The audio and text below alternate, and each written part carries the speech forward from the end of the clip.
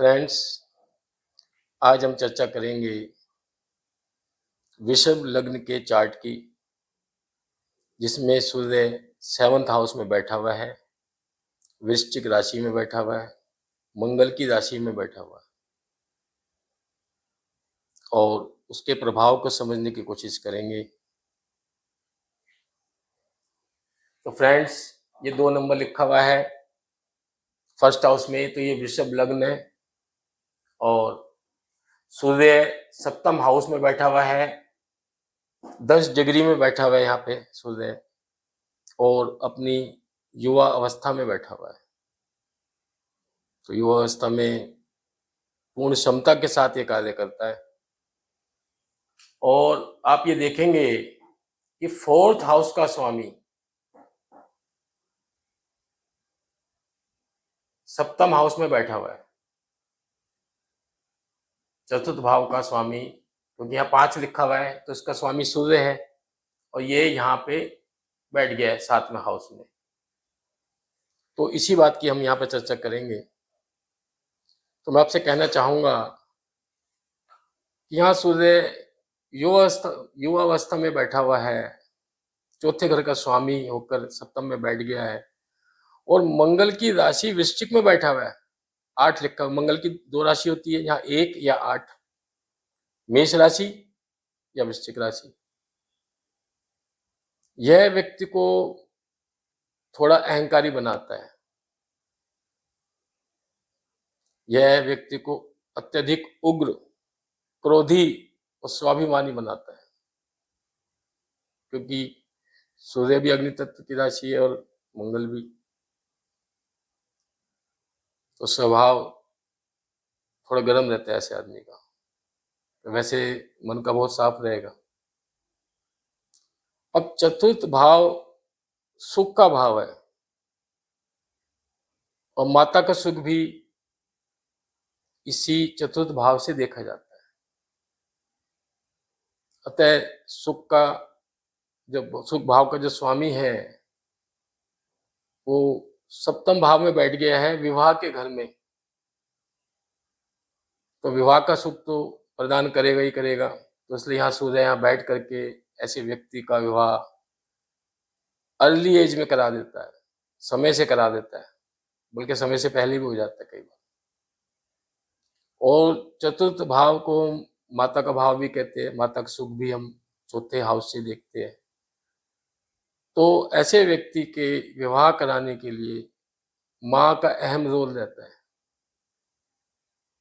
माँ ही उसके लिए रिश्ता लाएगी, उसके शादी की बात करेगी, तो माँ की भूमिका यहाँ पे अहम रहती है। और क्योंकि 7th भाव में सूर्य बैठा हुआ है, सूर्य राजा है, तेजस्वी है, शान शौकत वाला है, तो ऐसे व्यक्ति का जो जीवन साथी है वो भी बहुत प्रभावशाली व्यक्तित्व का होगा।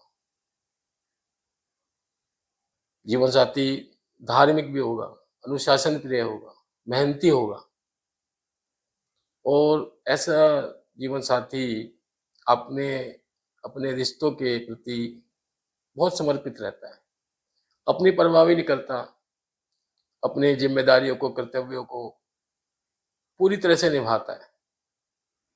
तो जातक को कोई शिकायत का मौका नहीं देता।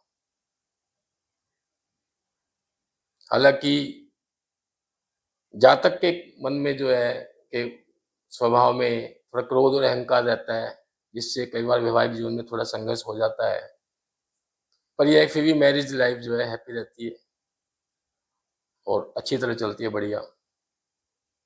क्योंकि स्वभाव में क्या है कि सूर्य भी अग्नि तत्व का ग्रह और मंगल भी, तो थोड़ा सा क्रोध आ जाता है ऐसे व्यक्ति को, तो उसे अपने क्रोध पे थोड़ा सा कंट्रोल रखना चाहिए। अब सबसे अच्छी बात यह है कि 4थे भाव का स्वामी,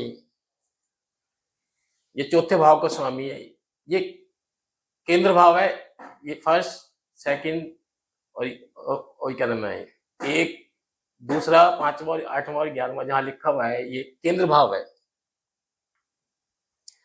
केंद्र भाव का स्वामी यहां से और केंद्र भाव में ही बैठ गया 7th में जाकर, केंद्र भाव का स्वामी केंद्र भाव में ही चला गया।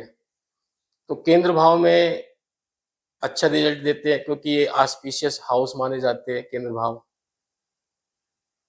तो यह भी बहुत अच्छा रहेगा। तो यह स्थिति उत्तम राजयोग कारक बनती है, व्यक्ति का इससे भाग्य में वृद्धि होती है व्यक्ति को।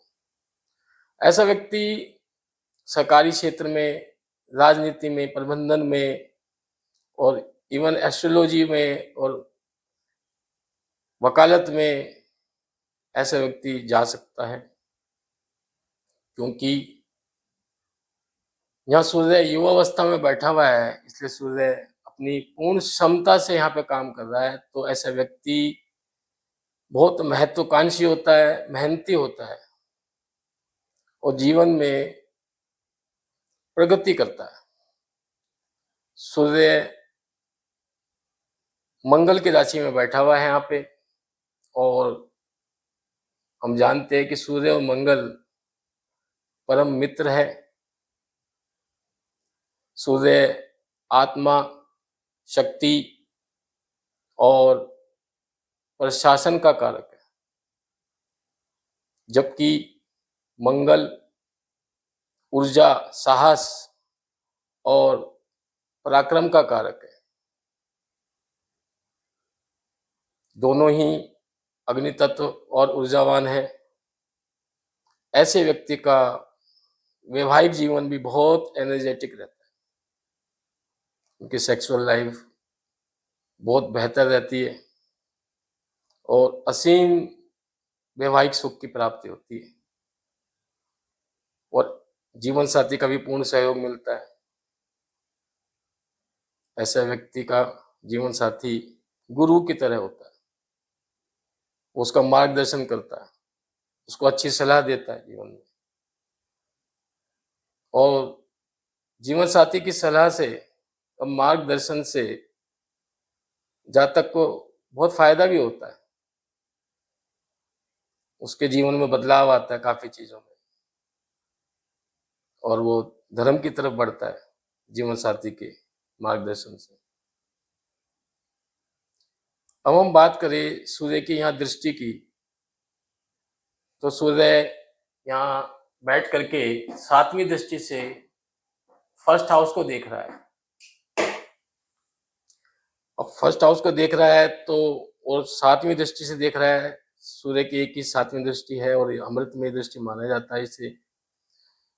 तो ऐसे व्यक्ति का व्यक्तित्व बहुत प्रभावशाली होगा और सूर्य की तरह से, राजाओं की तरह से वो बिहेव कर रहा है, किसी से दबने वाला नहीं होता, स्वतंत्रता प्रिय होता है, न्याय प्रिय, उसे अन्याय बर्दाश्त नहीं होगा, अपनी बात पे अडिग रहने वाला, अपनी बात स्पष्ट कहने वाला। यदि उसे कुछ बात कहनी है, उसे गलत लग रही है, तो सामने से स्पष्ट कह देगा, चाहे दूसरों को बुरा लगे। और इस कानून से कभी बुराई भी मिलती है समाज में, उसे लोग अहंकारी और घमंडी कहेंगे। ऐसे व्यक्ति का भाग्य विवाह के बाद उदय होता है। तो आज हमने बात करी सूर्य की, जो वृषभ लग्न में 7th हाउस में विवाह के घर में बैठा हुआ है। हालांकि जो सूर्य का जो नेचर है, वो विवाह के जो हाउस का जो नेचर है, प्रेम का, इस नेचर से थोड़ा डिफरेंट होता है। तो सूर्य को यहाँ अपने नेचर से हट के काम करना पड़ेगा। पर यह बात तय है कि ऐसे व्यक्ति की मैरिड लाइफ हैप्पी रहती है और जीवन साथी से हमेशा उसकी बनती है।